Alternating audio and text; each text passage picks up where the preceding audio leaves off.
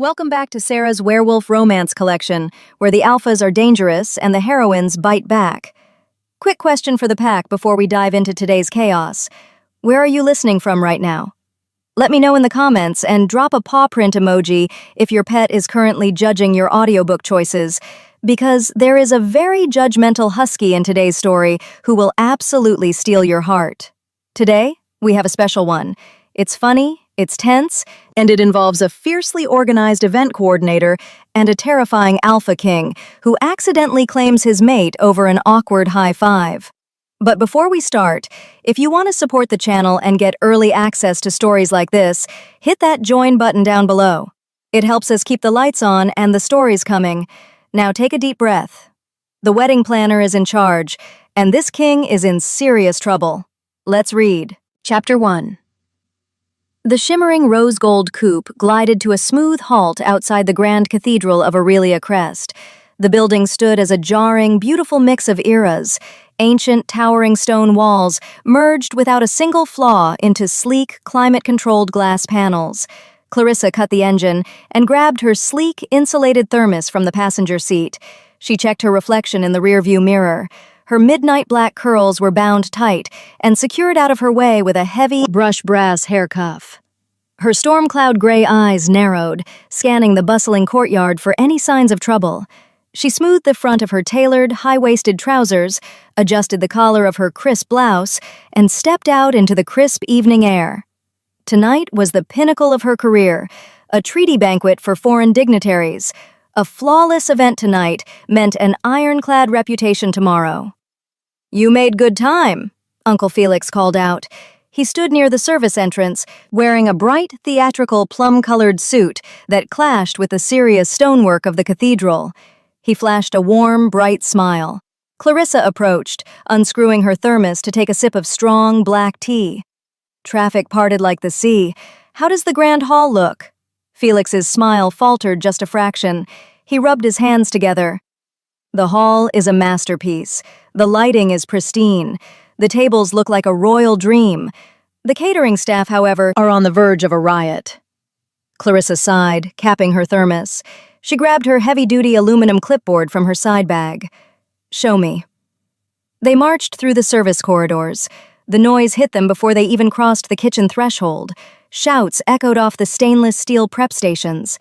The head chef, a man prone to dramatics, stood red-faced in the center of the room. He pointed a trembling finger at the banquet manager. "I cannot serve the roasted fowl at 8 o'clock, the chef bellowed. Half the guests demanded a strict meat-only appetizer course at 7:30, and the other half refused to sit near them while they eat it. The timeline is ruined. We have a full disaster." Clarissa stopped just inside the doorway. She tapped her fingernails against the cool metal of her aluminum clipboard in a steady, rhythmic beat. "If this banquet crashes and burns, my reputation turns to ash right along with it, and Felix loses his retirement fund."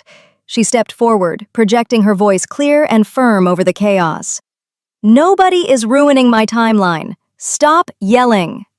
The kitchen fell silent. The chef glared at her. "And how do you propose we feed two opposing groups at the same time without starting a brawl?" Clarissa popped the latch on her clipboard. The hidden storage compartment swung open. She bypassed her emergency vendor cache and pulled out a stack of pristine, color-coded seating charts. "You serve the meat appetizers in the glass conservatory at 7:30, Clarissa instructed, handing a crisp chart to the banquet manager. "It has a separate ventilation system. The other group gets the garden terrace with the spiced vegetable tarts. We open the Grand Hall doors at exactly 8. They sit on opposite ends of the room. No overlap, no fighting. Everyone eats." The chef stared at the chart. He blinked, the anger draining from his flushed face. He gave a brisk nod and turned back to his prep station, shouting fresh orders to his line cooks. The crisis evaporated. Felix beamed, clapping Clarissa on the shoulder. "Brilliant, my dear. Truly, you have a gift for organized chaos." "It just takes common sense and a firm tone," Clarissa said, snapping the hidden compartment shut. "Now, let's go check the front doors. The clients are arriving." Chapter 2. A convoy of sleek, midnight blue armored SUVs rolled into the cathedral courtyard. The vehicles gleamed under the warm glow of the outdoor lighting, looking like a steep luxury that ordinary citizens could never dream of affording. Clarissa stood near the grand entrance, her aluminum clipboard held tight against her chest. The doors of the lead SUV opened. King Orion stepped out onto the cobblestones. He possessed a towering height, with broad, commanding shoulders that seemed to take up all the oxygen in the space. He turned his head, revealing a sharp, unforgiving jawline and piercing amber eyes that scanned the courtyard. A heavy, royal gold signet ring glinted on his finger. When he walked toward the cathedral doors, a strange phenomenon occurred. The chattering event staff went dead silent. The valet drivers stepped back, lowering their heads. Orion carried a heavy, dominant posture that forced everyone in his path to step aside without a single word spoken. He walked past Clarissa. The scent of fresh rain and crushed pine needles trailed behind him, crisp and intoxicating. She offered a polite, professional nod, but he did not look down. He strode straight into the grand hall. The other dignitaries poured in behind him. The room filled with tall, imposing figures in dark suits. Clarissa supervised the cloakroom, ensuring the transition went smooth. A sudden crash echoed from the center of the grand hall. Clarissa dashed into the room. Near the main head table, two rival leaders stood chest to chest. One of them was Holden. He was lean, with sharp features, and he wore thick black leather gloves that looked entirely out of place for an indoor banquet. "You claim the right side of the king?" Holden sneered, his voice dropping into a dangerous, gravelly rumble. "Your pack owns nothing but dirt and broken promises." The other man bared his teeth, a literal snarl ripping from his throat. He stepped closer, his hands balling into fists. The tension in the room spiked. The surrounding guests backed away, giving the two angry men a wide circle. King Orion stood a few paces back, his amber eyes locked on Holden, a dark storm brewing on his face. He looked ready to unleash a brutal reprimand. Clarissa did not hesitate. She turned to a passing waiter, grabbed a silver platter stacked high with steaming, flaky pastries, and marched straight into the danger zone. She stepped right between Holden and the rival leader. "These men act like overgrown toddlers fighting over a playground swing, but I will shove baked goods into their mouths before I let them shatter my centerpieces." "Gentlemen," Clarissa said, her voice bright, polite, and ringing clear across the silent room. She shoved the tray upward, right under Holden's nose. "Fresh, warm croissants with honey butter. They just came out of the oven. I insist you take one before they go cold. The chef will be heartbroken if you ignore his hard work." Holden blinked. The wild, violent rage in his eyes fractured into pure confusion. He looked at the tiny human woman standing between him and his enemy. He looked at the pastry. He took one. The other man, equally bewildered by Clarissa's fearless interruption, grabbed a pastry as well. The suffocating tension broke, scattered by the simple domestic offering. The two men stepped away from each other, chewing in awkward silence. Crisis averted. Chapter 3. A collective breath swept through the grand hall. The guests resumed their chatter, their voices a low hum of relief. Holden and his rival retreated to opposite corners of the room, their argument dissolved by the sheer absurdity of Clarissa's pastry ambush. Clarissa handed the half-empty tray back to a stunned waiter. She let out a quiet sigh, brushing a stray crumb from her tailored trousers. She turned to check her seating chart, confident that the evening was back on track. King Orion stood right behind her. Clarissa jumped back a half-step, startled by his sudden proximity. He moved without making a single sound, a terrifying trait for a man of his size. His broad chest blocked out the ornate lighting of the hall. He stared down at her, his amber eyes intense and unblinking. Clarissa smiled, feeling a rush of adrenaline from her successful de-escalation. She loved her job when things went right. She looked up at the towering, intimidating king. "Teamwork," Clarissa chirped, her tone bright and conversational. She raised her right hand, palm open, and offered the king of Aurelia Crest an enthusiastic, casual high five. The grand hall froze. It was not a gradual quiet, it was an instant, horrified silence. The clinking of glasses stopped, the quiet murmurs vanished. Every single guest in the room turned to stare at the small, bold human woman holding her hand up to the most dangerous alpha in the territory. Clarissa left her hand hanging in the air. The seconds ticked by. The silence stretched until it felt like a thick, heavy blanket thrown over the room. I just wanted a simple hand slap to celebrate basic conflict resolution, but judging by the horrified stares, I just insulted a royal bloodline. She felt a flush of heat rise in her cheeks. She prepared to drop her hand and offer a polite apology to smooth over the awkward cultural misstep. Orion moved. He did not swat her hand away. He did not yell. Instead, he lifted his massive right hand. He pressed his warm palm flat against hers. The heat radiating off his skin felt shocking, far hotter than a normal human temperature. Before Clarissa could pull back, Orion shifted his grip. He slid his thick fingers between hers, intertwining them in a tight, secure lock. He stepped closer, eliminating the space between them. He leaned down, his face mere inches from hers. His amber eyes burned with a strange, possessive fire. A low, deep rumble started in his chest. The sound vibrated through the air, vibrating right into Clarissa's bones. It was a terrifying, primal noise. "Mine," Orion growled. The word hung in the silent room, heavy and undeniable. Clarissa stood frozen, her heart slamming against her ribs. She could not look away from his piercing eyes. She could not pull her hand free from his iron grip. She just stared at him, her clever wit completely failing her for the first time in her life. Chapter 4. Orion dropped her hand as if her skin burned him. He took a sharp step back, his broad chest heaving. A look of pure, unchecked panic crossed his sharp features. He turned on his heel and strode toward the heavy oak doors of the grand hall, abandoning his own treaty banquet without a single word of explanation. The heavy doors slammed shut behind him. Clarissa stood in the center of the room, rubbing her hand where his scorching skin had touched hers. A man in a sharp gray suit, Orion's beta, stepped forward, clapping his hands together to break the awkward tension. "Please, find your seats," the beta announced, projecting a calm, authoritative voice. "The king will return shortly. The first course is served." The guests slowly filed toward their assigned tables, casting curious, lingering glances at Clarissa. She retreated to the shadows near the service entrance, her mind racing. The banquet proceeded on schedule, the food was flawless, and no further fights broke out. Yet the king never returned to his seat. Hours later, the final guest departed. The catering staff began the loud process of clearing the tables. Clarissa stood in the courtyard, the cool night air biting at her cheeks. She tapped her aluminum clipboard against her thigh, her brow furrowed in deep thought. Uncle Felix walked out of the cathedral, a stack of signed vendor receipts in his hand. His bright plum suit looked rumpled but victorious. "A triumph, Clarissa!" Felix cheered, waving the receipts. "Not a single complaint.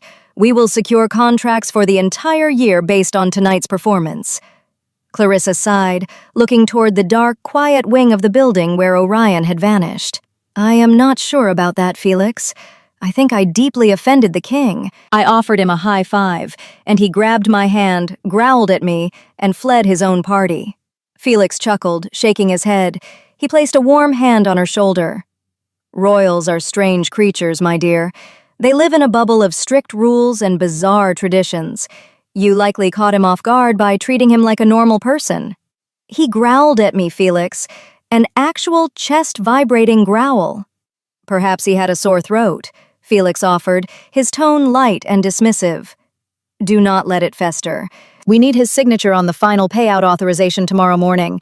Go to his private office, confront him, clear the air with a polite smile, and secure our money." Clarissa looked down at her clipboard. Her uncle was right. She ran a business. She could not let a strange interaction ruin her professional momentum. I refused to let an awkward handshake derail a contract with a payout steep enough to fund this company for the next 3 years. "Fine," Clarissa said, her jaw setting with renewed determination. "First thing tomorrow, I am marching into his office, and we are going to act like professional adults. No running away, no growling." She walked toward her rose-gold coupe, her storm-cloud gray eyes fixed on the horizon. King Orion needed a wake-up call, and she was going to deliver it with her thermos in hand. Chapter 5. The morning sun reflected off the polished hood of Clarissa's rose-gold coupe as she parked near the administrative wing of Aurelia Crest. She cut the engine and sat in the quiet cabin for a moment. She checked her reflection in the rearview mirror. Her midnight black curls remained secure inside the brushed brass hair cuff, and her storm cloud gray eyes carried a sharp, no-nonsense focus. She picked up her insulated thermos, taking a long sip of dark roast coffee. Next, she grabbed her heavy-duty aluminum clipboard from the passenger seat. She popped the hidden compartment latch, verifying the stack of vendor receipts from the previous night's banquet rested safe inside. Satisfied, she stepped out of the car. The administrative wing showcased a jarring blend of history and progress. Thick, ancient stone columns supported a soaring ceiling, while modern, climate-controlled glass walls enclosed the reception area. The seamless fusion required a hefty sum to build, a clear flex of the territory's immense wealth. Clarissa pushed through the revolving glass doors, her sensible heels clicking a steady rhythm against the polished cobblestone floor. A man waited for her at the front desk. He wore a pristine gray suit and held a thick manila folder. He possessed a rigid, disciplined posture. "Miss Clarissa," the man said, offering a polite nod. "I am Gideon, the king's second-in-command. I trust you drive pleasant." Clarissa stopped, tapping her fingernails against the cool metal of her clipboard. She offered a tight, professional smile. "The drive proved fine, Gideon. I am here to see the king. We have a final payout authorization that requires his signature." Gideon extended the folder toward her. "King Orion extends his apologies. He is tied up in security meetings today. He instructed me to handle your account and provide your final payment." Clarissa did not reach for the folder. She kept her hands planted on her clipboard. She knew a brush-off when she saw one. The terrifying, towering man who growled at her last night now hid behind his staff. If this man thinks a luxury suit and a stern glare will stop me from getting the required signature, he severely underestimates a woman who wrangles angry caterers for a living. "I appreciate your time, Gideon," Clarissa stated, her voice ringing clear in the quiet lobby.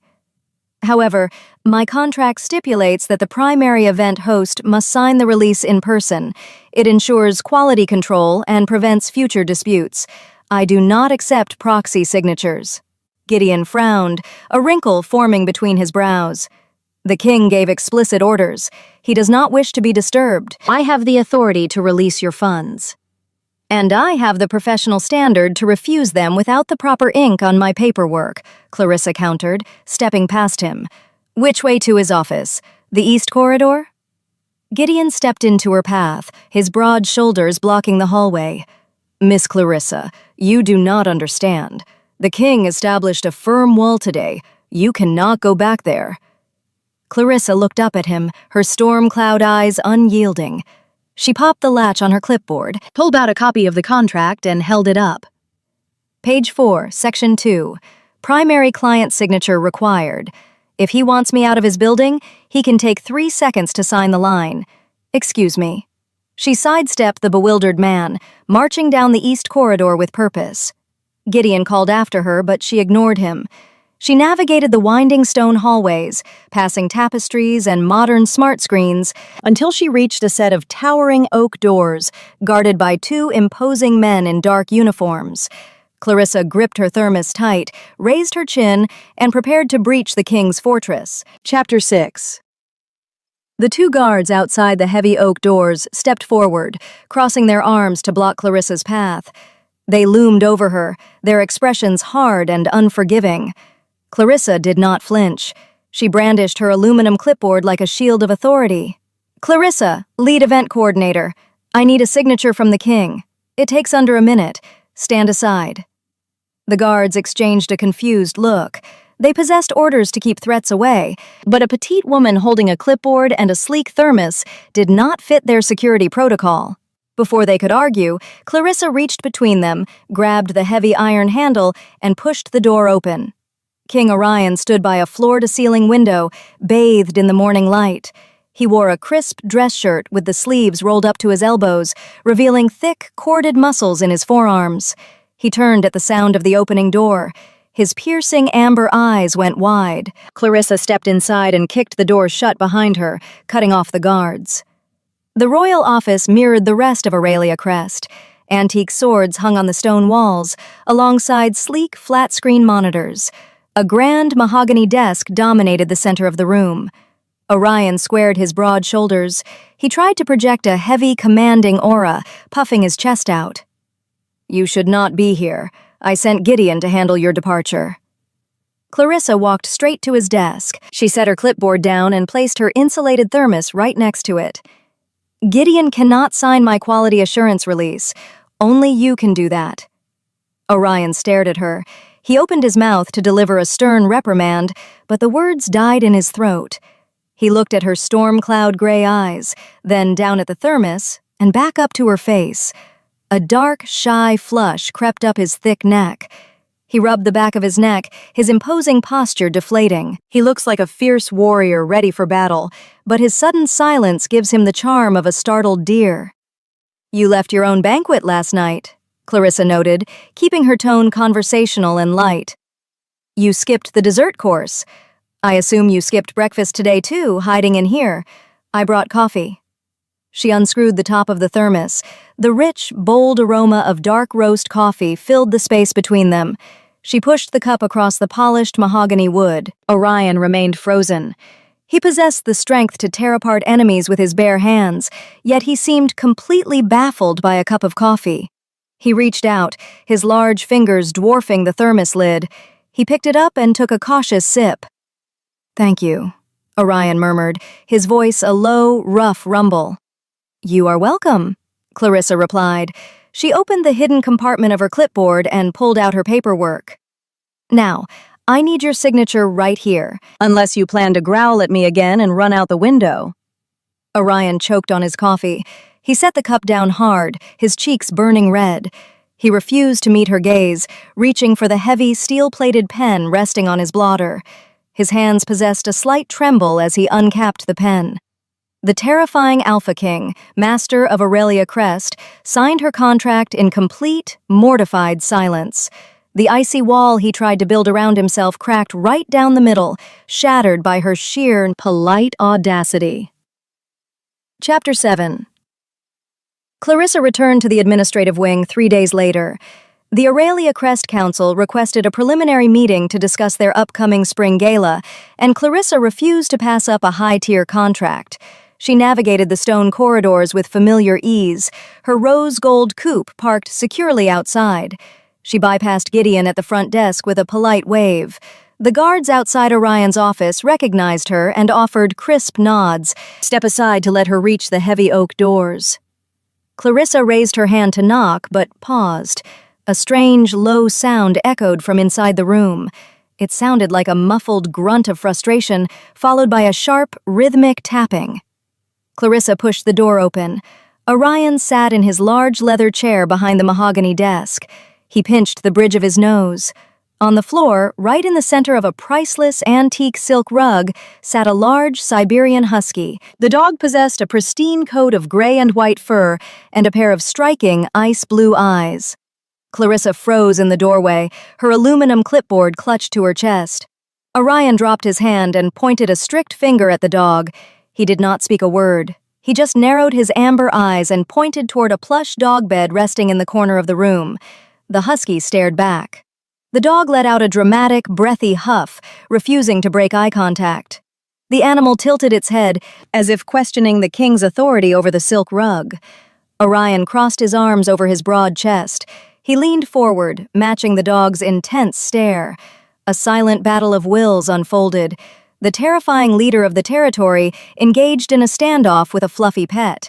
I expected a tyrant ruling with an iron fist. Yet here sits a grown man losing a staring contest to a stubborn dog. The tension stretched.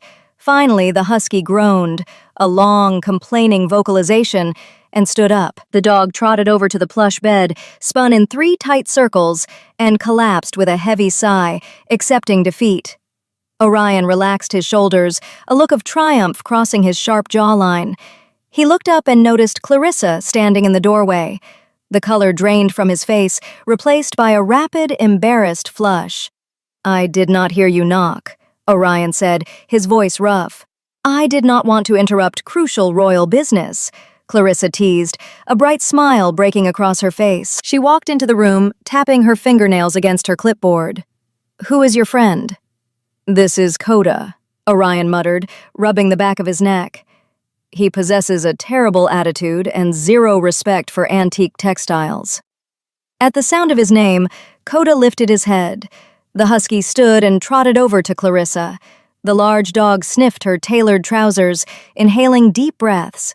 Coda looked up at her storm-cloud gray eyes, gave a soft, approving huff, and sat directly on her feet. Orion stared at the dog in sheer disbelief. He hates strangers. He usually barks at visitors for 10 solid minutes. "He has excellent taste," Clarissa stated, reaching down to scratch Coda behind the ears. The husky leaned into her hand, his tail thumping against the floor. Clarissa looked up at Orion, her smile softening. The imposing, brooding king seemed much more human with a stubborn dog by his side.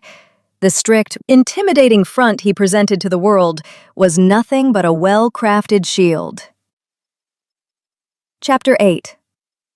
Clarissa settled into the guest chair opposite the mahogany desk, crossing her ankles. Coda abandoned his plush bed entirely to curl up under her chair, resting his chin on her leather shoes. She opened the storage compartment of her clipboard and pulled out a fresh legal pad. Orion watched her every move, his amber eyes tracking her hands. He seemed fascinated by her simple, efficient actions. "Before we discuss the floral budget for the spring gala, I have a few questions about your personal preferences," Clarissa said, clicking her pen. "Events run smoother when the host feels comfortable. What kind of setting puts you at ease? What did you enjoy before you took the crown?" Orion shifted in his seat, his broad shoulders stiffening. He reached for his custom steel-plated pen, rolling it between his fingers. "My past is a dull history. I train, I manage the territory, and I handle disputes. I have no personal preferences." Clarissa stopped writing. She looked up, fixing him with an unyielding stare. "Everyone has a preference, Orion. You do not spawn into the world wearing a suit and signing treaties. Try me." Orion deflected her gaze, looking out the massive window at the cathedral courtyard. He remained quiet for a long time. Clarissa did not push. She let the silence stretch, offering quiet support rather than demanding answers. Finally, Orion let out a low breath. "When I was younger, before the responsibilities set in, I spent my time in the lower valley," Orion began, his rough voice dropping in volume. "My friends and I possessed far too much energy and very little sense. We found an abandoned ancient stone courtyard in the woods. We used to race through it." Clarissa leaned forward, resting her chin on her hand. "Racing?" "Foot races," Orion clarified, a rare spark of humor entering his amber eyes. "We ran until our lungs burned. One afternoon, I misjudged a sharp turn near the old fountains. I crashed straight into a decorative medieval statue of a gargoyle. I broke the statue's wing right off, and I tumbled into a basin of stagnant, freezing rainwater." Clarissa gasped, pressing a hand to her mouth to stifle a laugh. "Did you get in trouble?" "Gideon's father caught us," Orion recalled, shaking his head. "He made me carry the broken stone wing back to the citadel. It weighed a ton. I spent the next month performing manual labor in the gardens as punishment." A genuine warm laugh escaped Orion's chest. The sound was rich and lively, filling the room with a sudden, vibrant energy. The heavy shadows that always clung to his sharp features vanished completely. His entire demeanor transformed from a strict ruler to a vibrant, engaging man. When the harsh lines leave his face and he finally laughs, the sudden warmth steals the breath right out of my lungs. Clarissa lost her breath. The chemistry in the quiet office spiked, thick and intoxicating. She stared at him, her heart picking up a rapid, drumming rhythm. Orion caught her stare. His laugh faded into a soft, fascinated smile. He dropped his steel-plated pen on the desk, giving her his full, undivided attention. The distance between them felt razor-thin, built on shared smiles and a husky sleeping at their feet. Chapter 9. Clarissa capped her pen. She tore the top sheet off her legal pad and slid it into the hidden compartment of her heavy-duty aluminum clipboard. The satisfying click of the latch echoed in the quiet office. Under her guest chair, Coda the husky let out a soft whine. He bumped his wet nose against her tailored trousers. Clarissa reached down, scratching the thick gray fur behind his ears. "I need to return to the site," Clarissa said, standing up. She picked up her insulated thermos from the mahogany desk, securing the lid. "The catering staff requires a secondary briefing before the gala." Orion remained in his chair. He watched her with unblinking amber eyes. The playful, relaxed energy from his childhood story still lingered in the room, softening the harsh lines of his jaw. He gave a single, firm nod. "Gideon will escort you to the courtyard." "I know the way," Clarissa countered, flashing a polite smile. "Rest your team. I will send the preliminary budget over by tomorrow morning." She turned and walked out the heavy oak doors. The guards outside parted for her, their faces blank slates. Clarissa navigated the winding stone corridors, her sensible heels clicking a steady, rhythmic beat against the polished floor. The administrative wing bustled with midday activity. Clerks and diplomats moved between rooms, carrying stacks of parchment and modern tablets. Clarissa checked her watch. She calculated the drive time back to her rose gold coupe. A figure stepped from an intersecting hallway, blocking her path. Clarissa stopped short. The man wore a tailored crimson suit that screamed of wealth. He possessed a sharp, aristocratic face, but his eyes carried a sleazy, calculating gleam. Clarissa recognized him from the banquet seating charts. Lord Julian, a visiting dignitary from a neighboring territory. "Well, this is a stroke of luck," Julian purred, stepping closer. He invaded her personal space, bringing a cloying wave of cheap cologne and stale wine. "The brilliant coordinator from the banquet. I searched for you all evening." Clarissa tightened her grip on her aluminum clipboard. She maintained a professional, neutral expression. "Lord Julian, I hope you enjoyed the event. Now, if you will excuse me, I have a schedule to maintain." She stepped to the right. Julian mirrored her movement, blocking the corridor. He reached out, tapping a manicured finger against her clipboard. "A woman of business," Julian mocked, his voice dropping to a low, intrusive whisper. "Such a shame. You waste your talents fetching coffee and organizing tables for a brute like Orion. A woman with your striking gray eyes belongs in a true court. My court. I could offer you a position that requires far less manual labor." This arrogant fool thinks a cheap compliment and a velvet suit grant him the right to treat me like a common prize won at a county fair. Clarissa raised her chin. Her storm-cloud gray eyes hardened into ice. She pushed the clipboard forward, forcing him to take a step back. "I run my own company, Lord Julian. I do not fetch coffee, and I do not require a new position. Move out of my way." Julian sneered. The polite facade shattered. He reached for her wrist, his fingers curling like talons. "You dare speak to me with such—" A sound ripped through the corridor. It started as a low, vibrating hum and escalated into a terrifying, chest-rattling growl. The noise did not echo. It consumed the air. The ambient chatter in the administrative wing vanished. Clerks dropped their tablets. Guards reached for their weapons. King Orion stood at the end of the hall. He stalked forward. His dominant aura struck the corridor like a battering ram. The air grew stifling. Orion's amber eyes locked onto Julian, burning with a violent, possessive fury. His broad shoulders blocked the light from the tall windows. He looked like a nightmare stepping into the waking world. Julian froze. The color drained from his aristocratic face, leaving him pale and trembling. He dropped his hand away from Clarissa as if her skin burned him. "Step away from her," Orion commanded. He used the alpha voice. The words carried an unnatural push that forced the surrounding clerks to drop their heads and avert their eyes. Julian did not hesitate. He stumbled backward, his polished shoes slipping on the stone floor. He turned and sprinted down the opposite corridor, his crimson suit disappearing around the corner in sheer, unadulterated terror. Chapter 10. Clarissa stood frozen in the center of the corridor. Her heart slammed against her ribs in a frantic rhythm. She clutched her aluminum clipboard and insulated thermos tight against her chest. The terrifying sound of Orion's growl still rattled in her ears. She watched the empty space where Lord Julian had stood just seconds prior. Orion closed the remaining distance between them. The oppressive aura radiating from his broad shoulders began to recede, but the primal fire in his amber eyes remained. He stopped a mere foot away from her. He looked down, his gaze scanning her arms, her tailored trousers, and her face, searching for any sign of injury. "Did he touch you?" Orion asked. His voice was a harsh, scraping rasp. Clarissa blinked, forcing her professional composure back into place. She adjusted her grip on the thermos. "No, he lacked the opportunity. You possess a very effective method of crowd control." Orion let out a tight breath. He rubbed the back of his thick neck, the sharp lines of his jaw working in a tense rhythm. He did not smile at her joke. He stared at the spot on the floor where Julian had cornered her. The possessive instinct inside him waged a visible war against his strict royal restraint.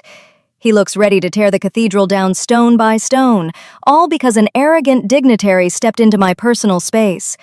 "I apologize for the disruption," Clarissa offered, breaking the stifling silence. "I handle difficult clients on a daily basis. You did not need to intervene." "He crossed a line," Orion stated flatly. He met her storm-cloud gray eyes. The intensity of his stare caused a jolt of electricity to shoot down Clarissa's spine. "No one disrespects you in my territory. Ever." Clarissa swallowed hard. The chemistry between them, sparked in his office over a shared laugh, now flared into something dangerous and wild. Orion stepped closer. He reached out, his large fingers brushing against the edge of her aluminum clipboard. The heat rolling off his skin felt unnatural, like standing beside an open oven door. Orion pulled his hand back, his expression twisting in conflict. He paced a tight, perfect square in the middle of the corridor, his boots clicking against the stone. He needed to make a choice. The human woman standing before him believed he was just a grumpy royal. She saw a man in a dress shirt, not a beast bound by the moon. He could not keep the illusion intact. The mate bond demanded truth. Orion stopped pacing. He squared his shoulders, his decision made. "Clarissa," Orion began, his voice dropping to a low, serious register. "Our professional arrangement requires transparency. I have kept certain realities of Aurelia Crest hidden from you. It is a matter of territory security, but you deserve the truth." Clarissa tilted her head, her curiosity piqued. "Truth about what? The catering budget? I already know your council authorized a steep luxury allowance for the spring gala." Orion shook his head. He looked around the corridor. A few clerks still huddled near the archways, watching them with wide, fearful eyes. This was not the place for a revelation. "Not the budget," Orion corrected. He stepped into her space again, lowering his head to keep their conversation private. The crisp scent of fresh rain and crushed pine needles surrounded her. "About me. About my people. I cannot explain it here in the light of day. There are too many eyes, too many ears." Clarissa frowned. The gravity in his tone sent a chill down her arms. She tapped her fingernails against her clipboard, processing the strange request. "When?" "Tonight," Orion instructed. "Meet me in the cathedral gardens at midnight. Come alone. I will explain everything." Before Clarissa could ask another question, Orion turned and strode back toward his private office. Clarissa watched him disappear behind the heavy oak doors. She let out a long, shaky breath. She marched out to the courtyard, slid into the driver's seat of her shimmering rose-gold coupe, and locked the doors. She placed her clipboard on the passenger seat. Her hands trembled as she gripped the leather steering wheel. Midnight in a secluded garden sounded like a terrible idea for her self-preservation, but the raw honesty in his amber eyes left her no choice. She started the engine and drove out of Aurelia Crest, counting down the hours. Chapter 11. The Aurelia Crest Cathedral Garden sat in pristine silence under a blanket of stars. Tall, wrought-iron gates enclosed the sprawling space. Ancient stone paths wound through lush, manicured hedges and dormant fountains. Modern LED floodlights cast a soft, calculated glow over the flora, creating a stark contrast between shadows and light. Clarissa walked down the central path, her sensible heels clicking against the cobblestones. The crisp night air bit at her cheeks. She wore a sleek, charcoal trench coat over her tailored trousers. Despite the late hour, she carried her heavy-duty aluminum clipboard tucked under her arm. It served as a shield, a familiar weight to ground her racing thoughts. She spotted Orion near the center of the gardens. He paced back and forth in front of a dry, medieval stone basin.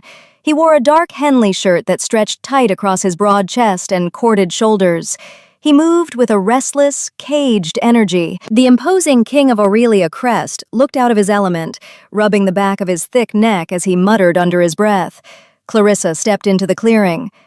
"I brought a pen and legal pad, just in case this territory secret involves signing a non-disclosure agreement." Orion stopped pacing. He turned to face her, his amber eyes catching the glow of the LED lights. He did not smile at her attempt at humor. His sharp jawline looked rigid, carved with tension. He let out a long, heavy sigh and closed the distance between them, stopping a few feet away. "No paperwork," Orion said, his rough voice barely above a whisper. "No contracts. Just a confession." Clarissa tightened her grip on the clipboard. She maintained her sharp, professional posture, refusing to let her nerves show. "You requested transparency. I am here. Tell me." Orion looked away. He stared into the dark canopy of the surrounding trees, searching for the right words. He ran a hand through his dark hair, a gesture of pure frustration. He commanded armies and ruled a wealthy territory, yet he stood tongue-tied in front of a human event coordinator with a clipboard. He looks like a man preparing to face an executioner, carrying a secret that tortures him from the inside out.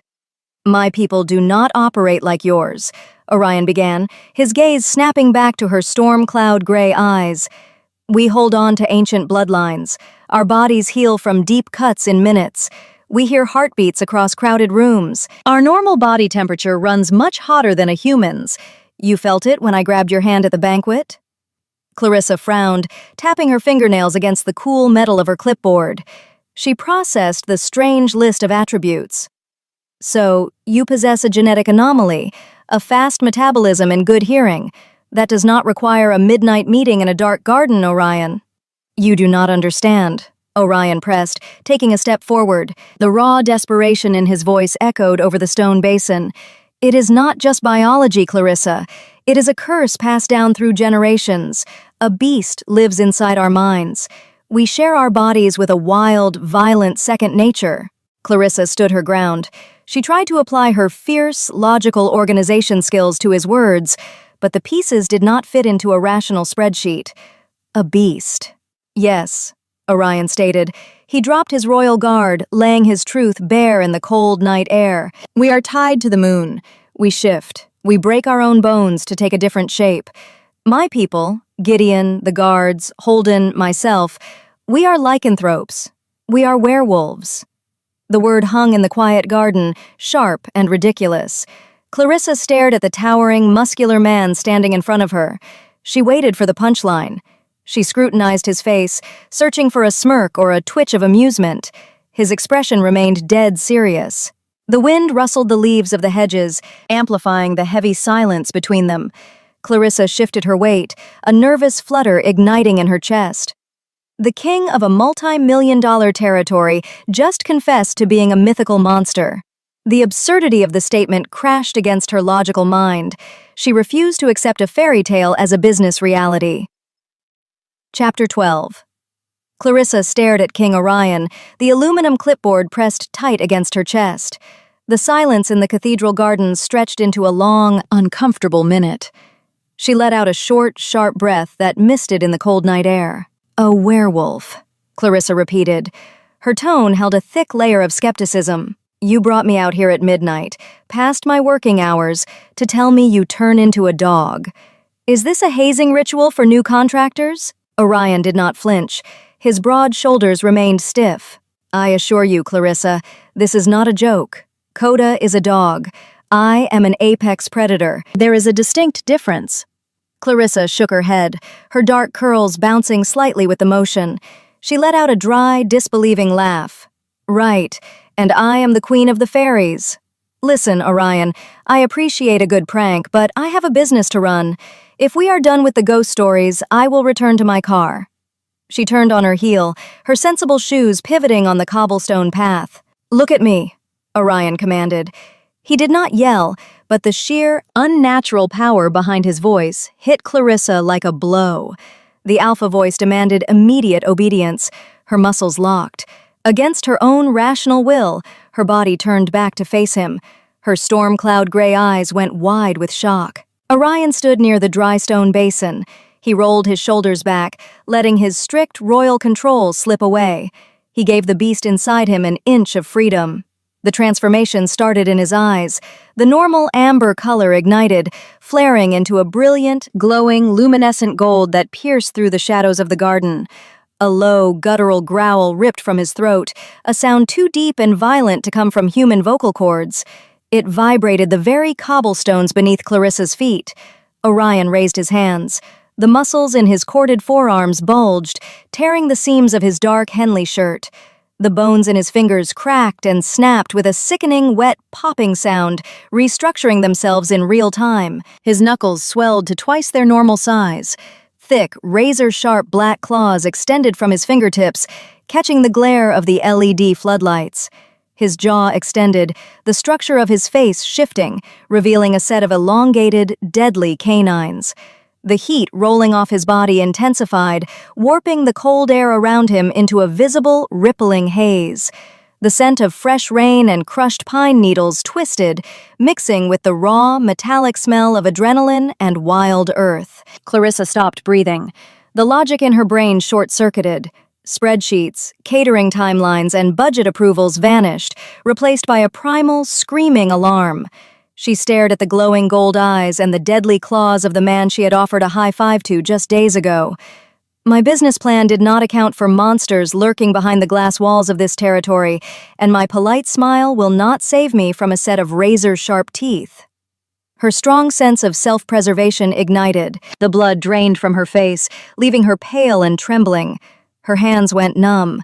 The heavy-duty aluminum clipboard slipped from her grasp. It hit the stone path with a loud, ringing clatter, the metal echoing through the quiet garden. Orion took a single step forward, his golden eyes locked onto hers. "Clarissa, do not run." The request broke her paralysis. Pure, unadulterated terror flooded her veins. Clarissa spun around, her sensible heels slipping on the dew-slicked stones. She abandoned her clipboard, abandoned her professionalism, and sprinted down the winding garden path. She did not look back. Her breath hitched in her throat as she fled into the dark, her heart hammering a frantic rhythm against her ribs. She ran, driven by genuine, sheer panic, desperate to reach the heavy iron gates and the safety of her rose-gold coupe before the monster caught her. Chapter 13. Clarissa sprinted down the winding path, the hard soles of her shoes skidding dangerously across the wet courtyard. Her breath tore through her throat in ragged, uneven gasps. The cold night air whipped against her face, stinging her cheeks, but she felt nothing except sheer, unfiltered terror. The image of King Orion transforming burned into her retinas, the glowing gold eyes, the horrifying sound of his skeleton restructuring, the razor-sharp claws extending from his swelling hands. Her logical brain, built on spreadsheets and event timelines, shattered into a million pieces. Monsters lived in the shadows of Aurelia Crest, wearing tailored suits and signing treaties with steel-plated pens. She bypassed the heavy iron gates leading to the parking courtyard.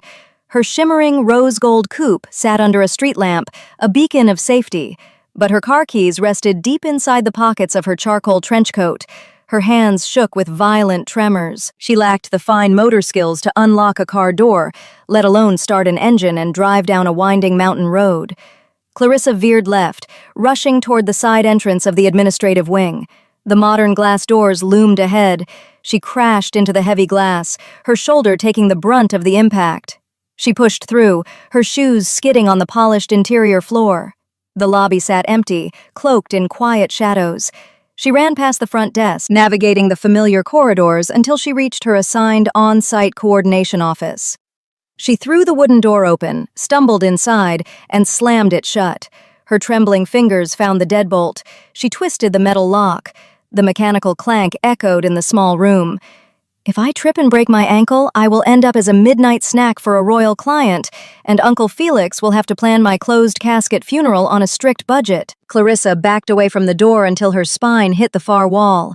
She slid down to the floor, pulling her knees tight against her chest. Her midnight black curls spilled out of her brushed brass hair cuff, falling in a messy tangle around her pale face. She waited for the sound of pursuit. She expected the heavy wooden door to splinter into pieces under the weight of a beast. She braced herself for the growl, the claws, the nightmare. Minutes ticked by. The grandfather clock in the hallway chimed the quarter hour. Silence ruled the administrative wing. Orion did not chase her. He stayed in the cathedral gardens, honoring her flight, leaving her alone with her racing heartbeat and her missing aluminum clipboard. Clarissa buried her face in her hands, squeezing her storm cloud gray eyes shut. She survived the night, but the terrifying reality of Aurelia Crest trapped her behind a locked door. Chapter 14. Morning light pierced the glass panels of the coordination office, casting long, sharp shadows across the floor. Clarissa remained seated against the wall, her muscles stiff and aching from hours of immobility. She wore her charcoal trench coat wrapped tight around her shoulders. The sun offered no comfort. The daylight did not erase the memory of the beast in the garden. She stared at the locked deadbolt, her mind running in endless, frantic circles. Her business, her reputation, and her uncle's retirement fund anchored her to this territory. Her survival instincts screamed for her to break a window and run. A sharp scratching noise broke the morning silence. Clarissa flinched, her breath hitching. The sound came from the hallway, right at the base of her wooden door. Claws scraped against the timber in a steady, deliberate rhythm. Adrenaline flooded her veins. She scrambled to her feet, her stiff joints popping in protest. She moved to her desk and grabbed a solid brass letter opener, gripping the metal weapon tight in her fist. She aimed the pointed tip toward the door, her chest heaving. A low whine echoed through the wood. The sound lacked the terrifying, vibrating depth of a werewolf. It sounded pathetic. It sounded like a dog. A distinct, dramatic huff followed the whine. A rational woman would climb out the window and sprint for the nearest police station, but calling the authorities to report a mythological beast sounds like a fast track to a padded cell. Clarissa lowered the letter opener. She crept toward the door, her pulse pounding in her ears. She reached for the deadbolt, holding her breath, and turned the lock. She opened the door a fraction of an inch, peering through the crack. Coda sat in the hallway. The large Siberian husky stared up at her with bright, ice-blue eyes. His pristine gray and white coat looked perfectly groomed. He let out another breathy huff, tilted his head, and nudged the door with his wet nose. Clarissa opened the door wider. Coda trotted into the office, his tail wagging in a slow, rhythmic sweep. He bypassed the guest chairs, walked straight up to Clarissa, and sat on her feet. He rested his heavy chin against her tailored trousers, offering a warm, grounding pressure. The tension in Clarissa's chest fractured. The presence of a normal, stubborn animal grounded her spiraling thoughts. She dropped the letter opener onto the desk. She sank to her knees, burying her hands in Coda's thick fur. The husky leaned into her touch, offering quiet comfort in a territory filled with monsters. Chapter 15. An hour later, the distinct sound of heavy boots echoed down the stone corridor. Clarissa stiffened, her hands freezing in Coda's fur. The husky did not growl or bark. He simply lifted his head, his ice-blue eyes watching the open doorway. King Orion stepped into view. He stopped 20 feet down the hall, keeping a vast distance between them. He wore a crisp, undamaged dress shirt with the sleeves rolled down to his wrists. The terrifying beast from the garden vanished, replaced by the imposing, brooding royal. He held her heavy-duty aluminum clipboard in his right hand. Orion did not speak. He knelt on the polished floor, placed the metal object gently on the stones, and slid it forward. It glided down the hallway, stopped a few feet from Clarissa's office door. Orion stood up, taking another step backward, pressing his broad shoulders against the corridor wall. His amber eyes held a raw, unfiltered regret. He holds enough raw power to snap my neck without breaking a sweat, yet he stands at the end of the hall looking like a reprimanded schoolboy trying to apologize for a broken window. "I will not approach you," Orion stated, his rough voice carrying down the quiet hall. "You have my word. I brought your property. Gideon will arrange an escort to your car whenever you wish to leave Aurelia Crest." Clarissa stepped out of the office. She kept Coda by her side, her hand resting on the dog's head. She looked at the aluminum clipboard, then up at the king. He offered her a clear exit. He offered her an escape with zero consequences. She thought about her parents' failed business. She thought about her Uncle Felix counting on this contract. She thought about the undeniable, intoxicating chemistry she felt when Orion laughed in his office. Clarissa walked forward. She bent down and picked up her clipboard. She popped the latch, verifying her legal pad and seating charts remained untouched inside the hidden compartment. She snapped it shut and looked Orion straight in the eye. "Your body temperature," Clarissa said, her voice steady and clear. "Does it stay that hot all the time, or does it spike when you get angry?" Orion blinked. The shock on his sharp jawline was visible. He stared at her, processing her question. "It stays hot all the time. Our metabolism runs fast to fuel the healing process." "I see," Clarissa replied. She tapped her fingernails against her clipboard, resuming her sharp, professional posture. "The final treaty dinner begins in 8 hours. We have a wallet-draining amount of crystal glassware to arrange in the grand hall. I expect you to wear a suit that does not tear at the seams." Orion let out a short, disbelieving breath. The tension in the corridor shattered, replaced by a profound mutual respect. He gave a firm nod, accepting her terms, and stepped aside to let her pass. Chapter 16. The grand hall transformed into a masterpiece of modern luxury and ancient architecture. Clarissa stood near the buffet line, her aluminum clipboard tucked under her arm. The long banquet tables featured a stunning, wallet-draining array of imported silk tablecloths and sparkling crystal glassware. Clarissa supervised the final touches, her storm cloud gray eyes missing no detail. She replaced her charcoal trench coat with a fresh, tailored black blazer, ensuring she transferred her car keys into the new pocket. She swept her heavy curls away from her face, securing them tight against her scalp. The terror of the previous night rested locked away in a mental box. She had a job to finish. The heavy oak doors opened. Holden walked into the empty hall, arriving a full hour before the scheduled dinner time. Clarissa stepped behind a towering floral arrangement, observing the rival pack leader in silence. Holden wore a sharp suit, but his hands remained encased in thick black leather gloves. He glanced around the empty room, ensuring the catering staff remained in the kitchens. He moved straight toward the head table. Holden reached for the crisp, calligraphed place cards resting on the silk cloth. He picked up his assigned card, located at the far end of the table, and swapped it with the card belonging to the king's beta. The new arrangement placed Holden directly to the right of King Orion's royal chair. Men who wear heavy winter gloves to a formal indoor dinner are either hiding a terrible skin condition or planning a murder, and my instincts scream murder. Clarissa narrowed her eyes.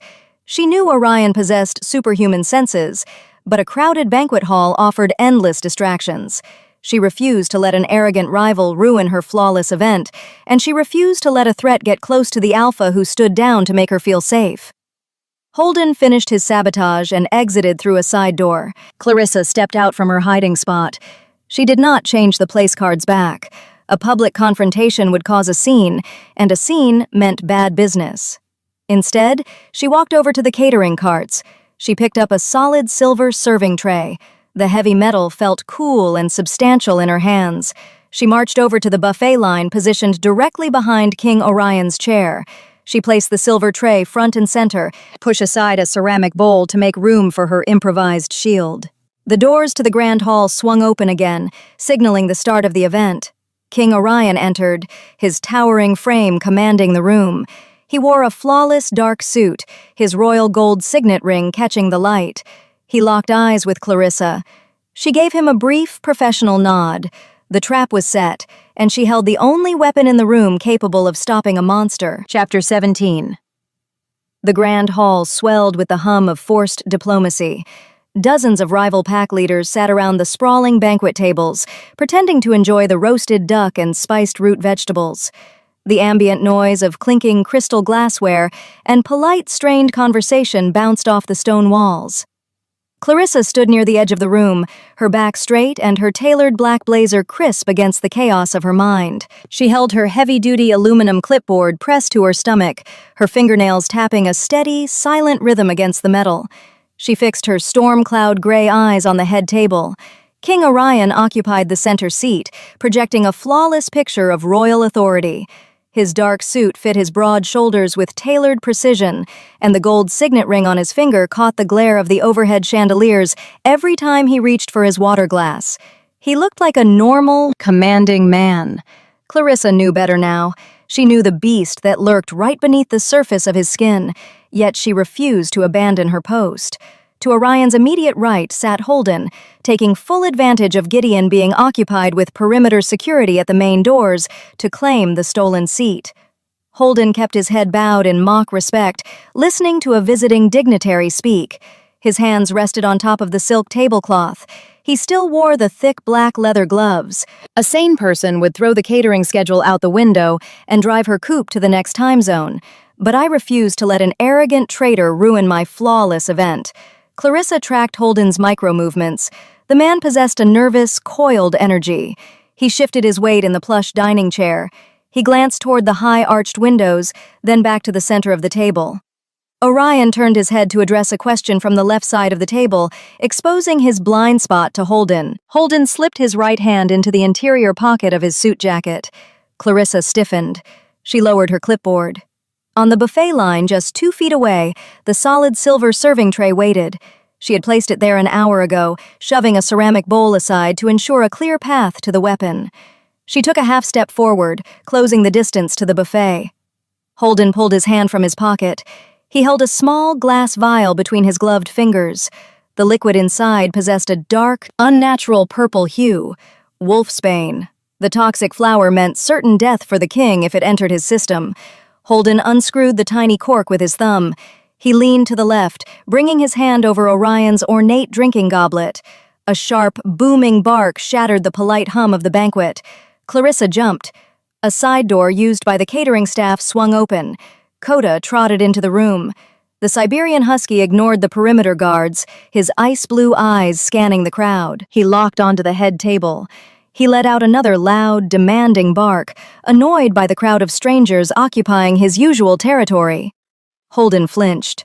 The sudden noise broke his concentration. His gloved hand jerked, and the vial slipped. The glass struck the rim of Orion's goblet with a sharp clink, tipping over. The purple liquid spilled across the pristine silk tablecloth, missing the water entirely. The toxic wolfsbane soaked into the fabric, sizzling as it burned through the delicate material. Orion snapped his head around, his amber eyes dropping to the ruined tablecloth and the empty vial resting near his plate. The Alpha processed the threat in a fraction of a second. The royal facade vanished, replaced by the lethal, calculating stare of an apex predator. He pushed his chair back, the wooden legs screeching against the polished floor. Holden realized his trap had failed. He stared at the spilled poison, his face draining of color. The rival leader stood up, knocking his chair backward. The surrounding guests fell silent, the tension in the room spiking into a dangerous, volatile zone. The treaty dinner was over, replaced by the imminent threat of raw violence. Clarissa dropped her clipboard onto the nearest catering cart and reached for the silver tray. Chapter 18. Panic erupted across the grand hall. Dignitaries scrambled backward, abandoning their expensive meals. Crystal goblets shattered against the stone floor. The guards stationed at the perimeter drew their weapons, but the sheer volume of fleeing guests blocked their path to the head table. Holden stood cornered between the long banquet table and the stone wall. He looked at the approaching enforcers, then back to Orion. The traitor knew the penalty for attempting to assassinate an Alpha. He had nothing left to lose. Holden reached behind his back, slipping his gloved hand under his suit jacket. He pulled out a long, curved blade. The metal gleamed under the chandeliers, unmistakable and deadly. It was pure silver. The thick black leather gloves protected his own skin from the burning touch of the weapon. Orion stepped away from the table, putting himself between the traitor and the fleeing guests. He did not call for his guards. He did not reach for a weapon. He simply squared his broad shoulders, his amber eyes tracking the silver blade. The king remained in his human form, maintaining his strict control, but the feral intensity in his posture promised a brutal retaliation. Clarissa moved along the edge of the buffet line. She kept her eyes on Holden, her hands hovering inches from the solid silver serving tray. I spent 3 weeks organizing this seating chart, and I will not watch this gloved coward turn my head table into a crime scene. Holden lunged. He moved with supernatural speed, a blur of motion crossing the space between the chairs. He aimed the silver blade straight for Orion's chest, seeking a lethal strike to the heart. Clarissa stepped out from behind the buffet line. She grabbed the silver tray with both hands, gripping the decorative edges tight. She rushed forward, intending to strike Holden from the side. Orion caught her movement in his peripheral vision.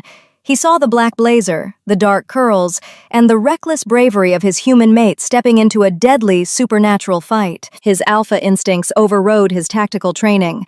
Instead of dodging Holden's attack and neutralizing the threat, Orion prioritized Clarissa's safety. Orion shifted his weight, throwing his body to the right to block Clarissa from the crossfire. He shoved her backward with his left arm, pushing her out of the immediate danger zone. The movement cost him his defensive stance. He exposed his left flank. Holden adjusted his grip on the blade and drove the weapon forward. The silver knife sliced through the tailored fabric of Orion's dark suit jacket. The blade grazed the king's ribcage. A sickening hiss echoed over the screams of the crowd. The silver burned Orion's skin upon contact, leaving a searing, smoking trail across his side. Orion let out a sharp, guttural grunt. His knees buckled for a fraction of a second, the agonizing pain of the silver poison momentarily overriding his superhuman endurance. He stumbled, his large hand gripping the edge of the banquet table for support. Holden yanked the blade back, preparing for a second, fatal thrust. He raised the silver knife high, a triumphant sneer twisting his sharp features. He ignored the enforcers breaking through the crowd. He focused entirely on the wounded king, ready to finish the assassination. Clarissa regained her balance. She watched Orion stumble, the smoke rising from his ruined suit jacket. A fierce, unyielding protective rage ignited in her chest. She adjusted her grip on the heavy silver tray, planted her sensible shoes against the stone floor, and stepped right into Holden's blind spot. Chapter 19. Holden brought the silver blade down in a vicious arc, aiming for the back of Orion's neck. Clarissa swung the heavy silver serving tray like a baseball bat. She put the force of her entire body behind the motion, twisting her hips and driving the metal forward. The solid silver tray cut through the air. It connected with the side of Holden's face with a loud, ringing crack that echoed over the chaos of the grand hall. The impact was devastating. The sheer weight of the metal broke Holden's jaw, but the true damage came from the material. The pure silver pressed flat against the traitor's exposed cheek. Holden screamed. The sound tore from his throat, a raw, primal shriek of agony. His skin sizzled and popped where the silver tray made contact, the flesh burning instantly under the toxic metal. He dropped the curved blade. The knife clattered against the cobblestone floor, sliding out of reach. Clarissa did not back down. She yanked the tray back and swung a second time, striking Holden in the chest. The blow knocked the wind out of his lungs. He stumbled backward, his hands flying up to cover his ruined, smoking cheek. He crashed into the banquet table, taking a cascade of crystal glassware and imported silk down with him to the floor. Holden writhed in the wreckage of the dinner, incapacitated by the excruciating pain of the silver burn. I always knew my catering supplies possessed multi-purpose value, but using a charcuterie platter for blunt force trauma is a new milestone for the company. Clarissa stood over him, her chest heaving. She held the silver tray ready for a third strike, her storm cloud gray eyes narrowed in pure defiance. Her midnight black curls had fallen loose from the brushed brass cuff, framing her flushed face. Gideon and 3 enforcers broke through the perimeter line. They rushed the fallen traitor. Gideon kicked the silver blade further away and pinned Holden to the floor. The enforcers produced heavy steel restraints, locking them around Holden's wrists, right over the thick black leather gloves. They hauled the screaming, broken rival leader to his feet. "Get him out of here," Gideon barked, his voice cutting through the ringing silence of the hall. "Take him to the holding cells. Lock the territory gates." The enforcers dragged Holden out through the side doors. The remaining guests huddled near the exits, staring in stunned silence at the petite human woman standing in the wreckage of the head table, still gripping a dented silver serving tray. Orion pushed himself up from the table. He clutched his left side. His dark suit jacket hung open, revealing a thick, angry burn mark across his ribs. The skin looked charred and raw, a stark contrast to his usual fast-healing resilience. The silver had done its damage, leaving a wound that would take days to close. He ignored the pain. He ignored the panicked dignitaries and the ruined treaty dinner. Orion turned his amber eyes onto Clarissa. He took a staggering step toward her, his broad shoulders tense, his alpha instincts demanding visual confirmation of her safety. Clarissa lowered the tray. The adrenaline rushing through her veins began to thin, replaced by a sudden, bone-deep exhaustion. She looked at the smoking burn on his side, then up to his face. Orion reached out, his large hand closing gently over her wrist. He took the silver tray from her trembling fingers and tossed it onto the floor. The metal clanged against the stones. Chapter 20. Orion kept his hand wrapped around Clarissa's wrist. His grip was firm, grounding her against the sudden wave of dizziness threatening to pull her under. He examined her face, his amber eyes searching for any sign of injury. He found no cuts, no bruises, only the pale shock of surviving an assassination attempt. "I am fine," Clarissa managed to say, her voice tight. "You are bleeding." "It is a surface burn," Orion dismissed, his rough voice tight with suppressed pain. He looked at Gideon, who was busy ushering the remaining guests out of the grand hall. "Secure the perimeter. No one leaves Aurelia Crest until I interrogate Holden."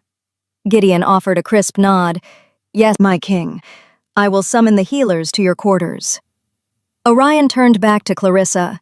He slid his hand down from her wrist, intertwining his thick fingers with hers, mirroring the exact gesture from the night of their first meeting. He did not ask for permission. He pulled her gently away from the ruined banquet tables, leading her out of the grand hall through a private, secured exit. They walked in silence through the quiet, stone corridors of the royal wing. The chaos of the dinner faded behind thick wooden doors. Clarissa leaned into his solid presence, her sensible heels clicking a slow, tired rhythm.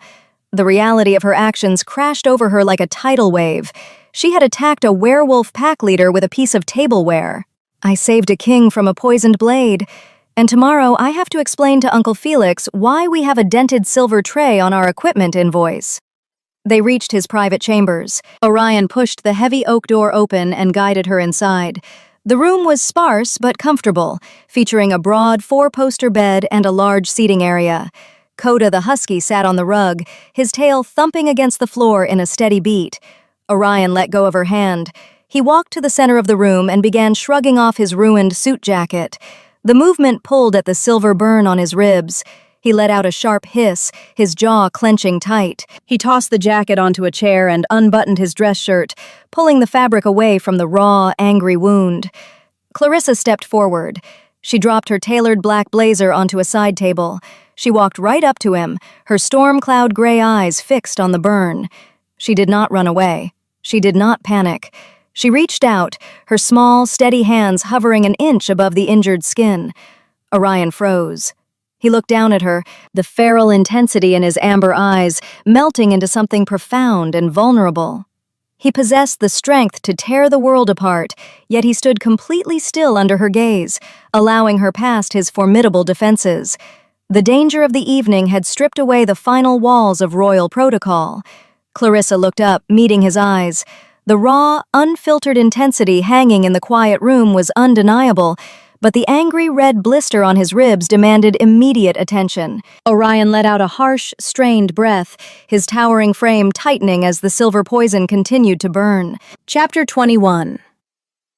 Clarissa kept her hands suspended over the raw, charred flesh of Orion's left ribcage. The silver burn spanned the width of his side, an ugly slash of blackened skin and weeping blisters. The supernatural poison fought his accelerated healing, leaving the wound angry and inflamed. She swallowed hard, forcing her racing heart to find a steady rhythm. The immediate danger of the grand hall faded, but the aftermath settled over her shoulders like a heavy cloak. She turned away from him and walked into the adjoining washroom. The space mirrored the luxury of the royal chambers, featuring dark slate tiles and polished brass fixtures. She opened a set of sleek cabinets beneath the sink, bypassing rolled towels to find a medical kit. The white plastic box contained bandages, antiseptic gauze, and thick healing salves. She grabbed the supplies, snatched a clean washcloth from a stacked pile, and ran it under the cold water tap. She wrung the fabric out, leaving it damp. Clarissa returned to the main chamber. Orion remained in the exact center of the room. He watched her every movement, his amber eyes tracking her path. His unbuttoned dress shirt hung open, exposing his corded torso. Coda the husky let out a soft whine from his spot on the rug, sensing his master's pain. "Sit down," Clarissa instructed, pointing toward the edge of the large four-poster bed. She kept her voice firm, stripping away the tremble that threatened to break her tone. Orion obeyed. He lowered his tall frame onto the mattress, the springs groaning in protest. He rested his hands on his knees, bracing his muscles for the sting. Clarissa stepped between his parted knees. She held the damp washcloth in her right hand and the medical kit in her left. "I spend my days organizing silk napkins and crystal centerpieces, yet treating a poisoned werewolf feels like the most natural task in the world." She pressed the cool cloth against the edge of the burn. Orion flinched. The muscles in his abdomen contracted, pulling the skin tight. A sharp hiss escaped his teeth, but he did not pull away. Clarissa worked with steady, deliberate strokes, dabbing the ruined flesh to clear away the soot and ash from the ruined suit jacket. She avoided the deepest parts of the wound, focusing on the edges. The cold water offered a brief reprieve from the searing heat of the silver. Clarissa tossed the soiled washcloth onto the floor. She opened the medical kit, retrieved a thick layer of antiseptic gauze, and applied a generous scoop of the healing salve. She pressed the bandage over the burn. Orion let out a long, shuddering breath. His broad chest rose and fell in a ragged pattern. Clarissa unspooled a roll of white medical tape, securing the gauze against his skin. She smoothed the edges down, her small fingers tracing the hard lines of his ribs. The task concluded. The physical distraction vanished, leaving Clarissa face to face with the reality of the night. The adrenaline crashed. Her hands began to shake. A violent tremor started in her fingertips and rushed up her arms, vibrating through her tailored blouse.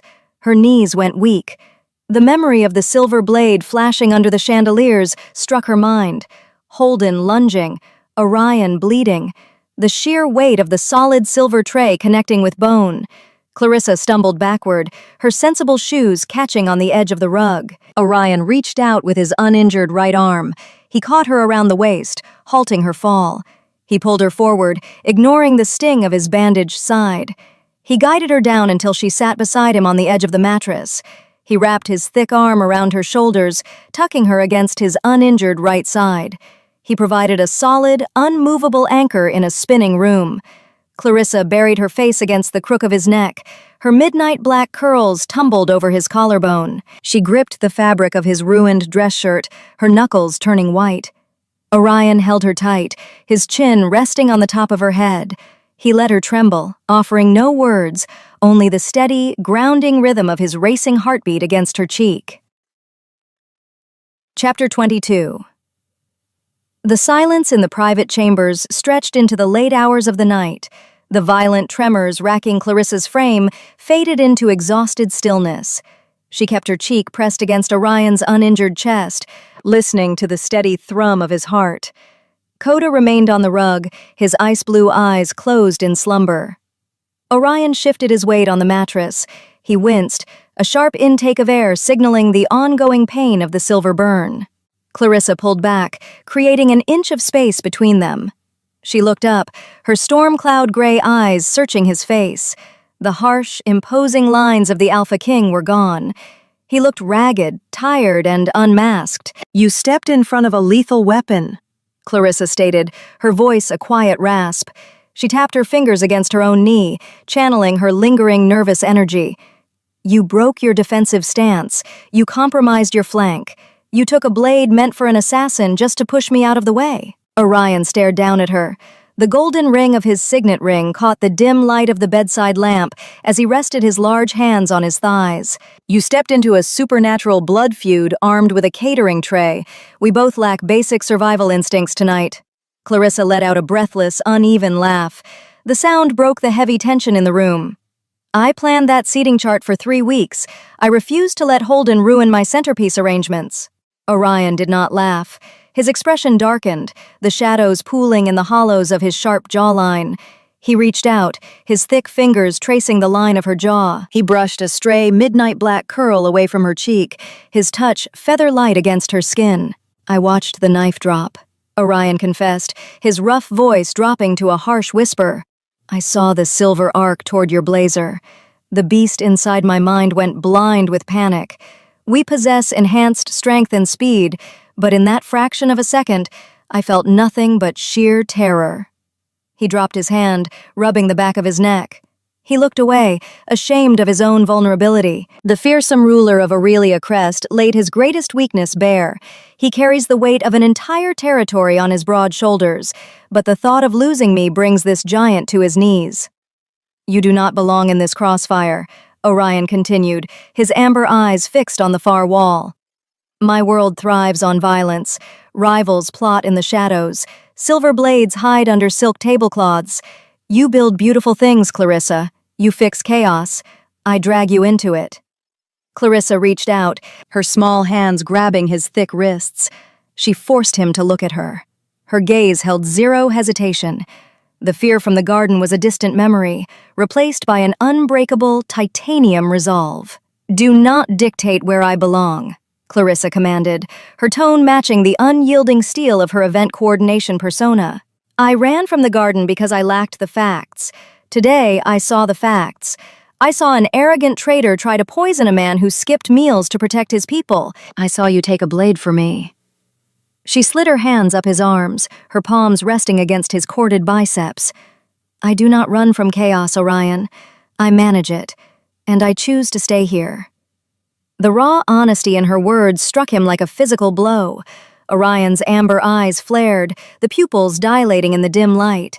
The possessive mate bond, held back by weeks of strict discipline and royal duty, snapped its chains. He looked at the fierce, petite human woman who possessed the courage to strike a werewolf with a piece of tableware. He saw his equal. He saw his mate. Orion framed her face with his large hands. He leaned down, eliminating the final distance between them, and captured her lips in a bruising, desperate kiss. Chapter 23. The kiss ignited a wildfire in the quiet room. Clarissa gasped against Orion's mouth, her hands sliding up his corded arms to grip his broad shoulders. The sheer heat radiating from his skin burned through the thin fabric of her tailored blouse. Orion let out a low, vibrating growl, a sound of pure, unfiltered triumph that echoed in the back of his throat. He pulled her closer, his uninjured right arm banding around her waist. He lifted her off the edge of the mattress, pulling her flush against his chest. Clarissa wrapped her arms around his thick neck, tangling her fingers in the dark hair at the nape of his neck. She opened her mouth, surrendering to the crushing, intoxicating pressure of his lips. Orion fell back against the pillows, bringing her down with him. They landed on the large four-poster bed, the heavy blankets tangling around their legs. Clarissa straddled his hips, mindful of the bandaged silver burn on his left side. She braced her hands on either side of his head, breaking the kiss to pull air into her burning lungs. She looked down at him. Orion's eyes had shifted. The normal amber color vanished, replaced by the brilliant, glowing gold of his inner beast. The wolf surfaced, but it carried no violence, only a profound, possessive reverence for the woman pinning him to the mattress. I spent my life constructing perfect timelines and safe boundaries, but falling into the fire with this man feels like the only logical choice I have ever made. Orion reached up, his thick fingers tracing the buttons of her tailored blouse. He unfastened the fabric with surprising dexterity, pushed the material off her shoulders. The blouse fell to the floor, joining his discarded, ruined suit jacket. Clarissa shivered as the cool air hit her skin, but Orion's large hands smoothed down her back, replacing the cold with a scorching, unnatural heat. He pulled her down again, his mouth trailing fire along her jawline and down the column of her neck. Clarissa arched her back, a breathless sigh escaping her lips. The physical contrast between them was stark. Her petite, athletic frame looked fragile against his towering, muscular build, yet she commanded his every movement. Orion treated her with a delicate, worshipful care, terrified his enhanced strength might cause her harm. Clarissa pushed his unbuttoned dress shirt off his broad shoulders, baring his chest to the dim light. She traced the hard planes of his stomach, avoiding the white gauze taped to his left ribcage. Her touch sent a visible shudder through his massive frame. The fearsome king of Aurelia Crest was completely undone by the slide of her fingertips. Orion flipped their positions in a sudden, fluid motion. He pinned her to the mattress, hovering over her to keep his heavy weight off her smaller frame. His golden eyes locked onto her storm-cloud gray gaze, demanding an unspoken confirmation. Clarissa answered by pulling him down. The final barriers shattered. The union was a collision of raw power and fierce tenderness, a desperate, passionate, claiming that sealed the mate bond deep within their souls. The world outside the heavy oak doors vanished. Rival packs, shattered crystal, and poisoned blades ceased to exist. Clarissa surrendered to the intoxicating rhythm, anchored by the intense heat of his skin and the glowing gold of his eyes. Chapter 24. Morning sunlight breached the heavy curtains of the royal chambers, casting a bright golden glow across the chaotic tangle of blankets on the large four-poster bed. Clarissa blinked, her storm-cloud gray eyes open. She lay on her stomach, swimming in the oversized fabric of Orion's spare white dress shirt. The sleeves hung past her fingertips, and the hem pooled around her mid-thigh. She rolled onto her side. The space beside her was empty. The mattress retained the scorching heat of his body, but the king was out of bed. A heavy knock echoed against the oak door. Clarissa sat up, pushing her tangled, midnight black curls out of her face. She looked toward the center of the room. Orion stood near a mahogany side table, wearing a fresh pair of dark trousers. His chest remained bare, exposing the fresh white bandage taped over his left ribcage. "Enter," Orion called out, his voice a morning rough rumble. The door swung open. Gideon stepped into the room, holding a leather folio tucked under his arm. The beta wore his usual pristine gray suit, projecting an image of strict, unyielding professionalism. He stopped 3 paces into the room, his eyes scanning the space. He noted Clarissa sitting on the bed in the king's shirt. Gideon gave a crisp, respectful nod in her direction, acknowledging her new, unspoken status within the territory. "My king," Gideon began, clearing his throat. "The holding cells are secure. Holden requires medical attention for a shattered jaw and severe silver burns, but he is stabilized for interrogation. The remaining dignitaries demand a meeting to address the breach in security." Orion rubbed the back of his neck, the sharp lines of his jaw tightening with the return of royal duties.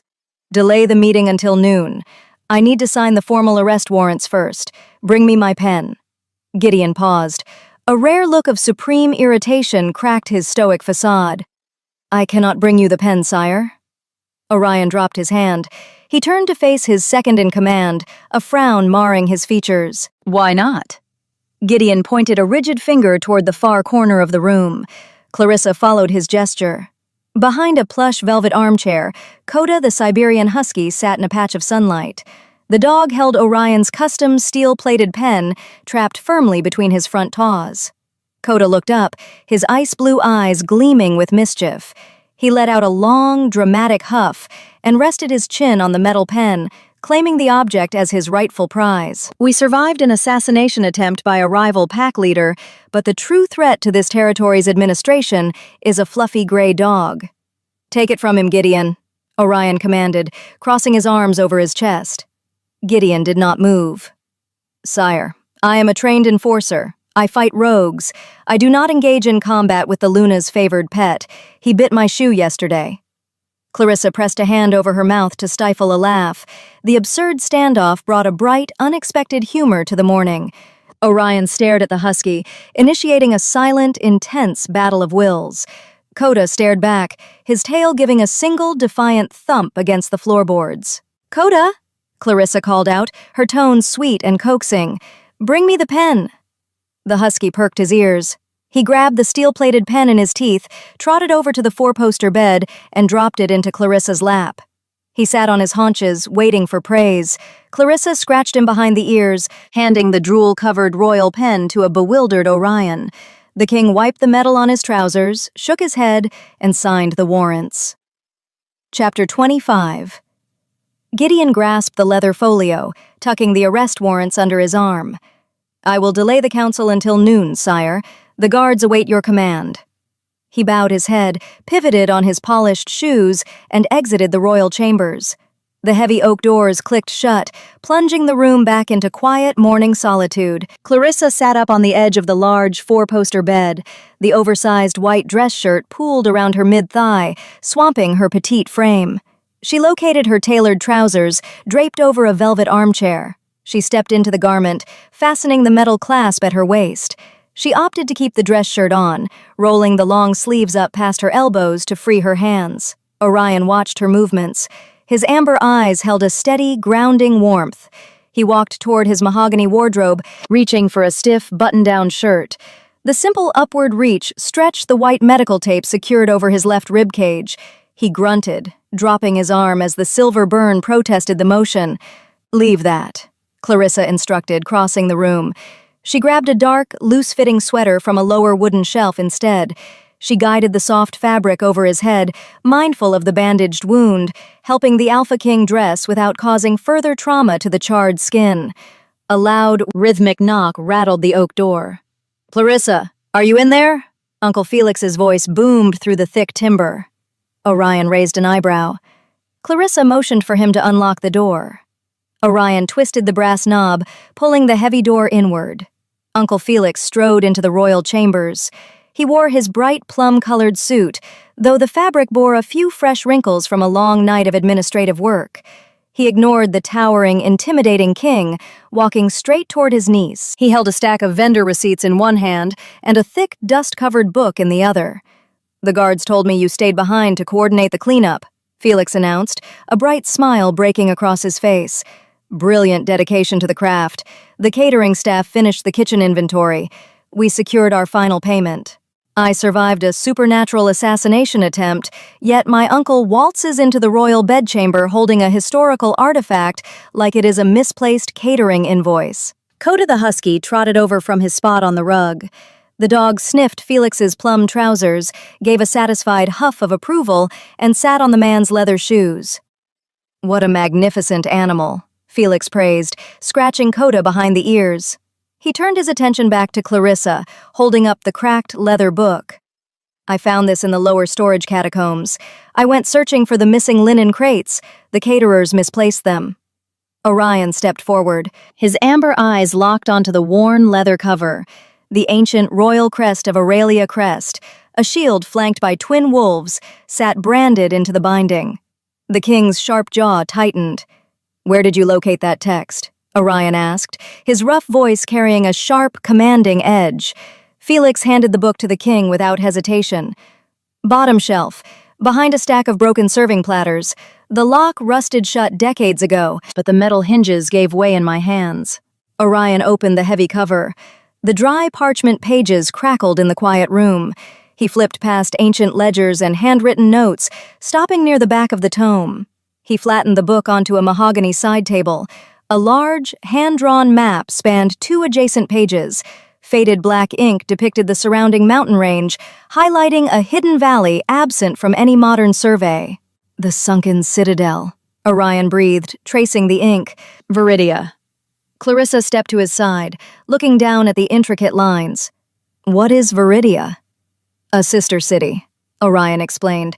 "My ancestors built it centuries ago to safeguard the original pact treaties and a vast armory of weapons.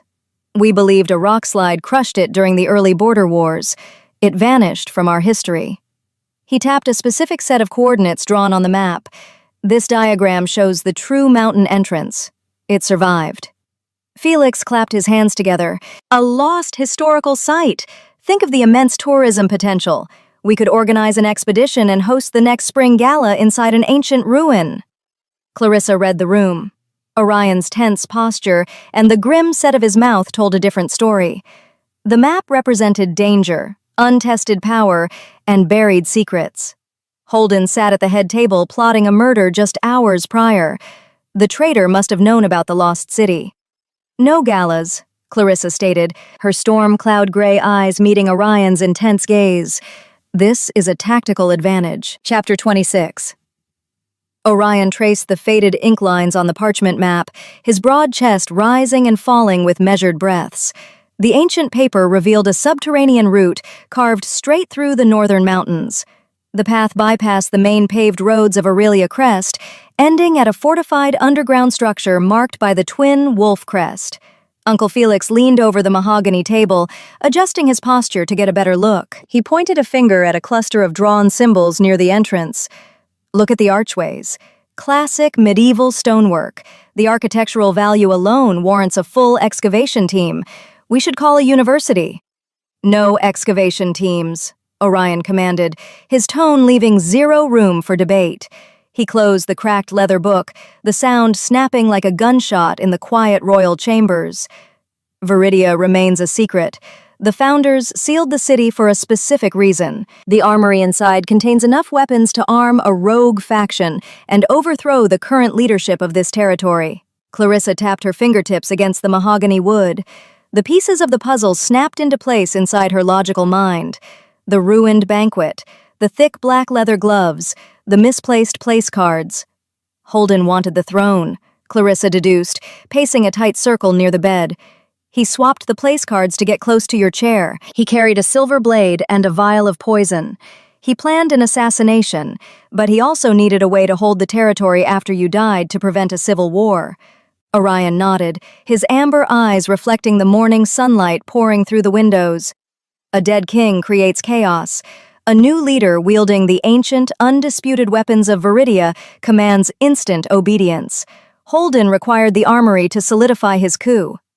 The large dog whined from his spot on Felix's shoes. Coda abandoned the footwear, hopped onto the four-poster bed, and curled into a tight ball on the tangled blankets, content to sleep through the strategic planning.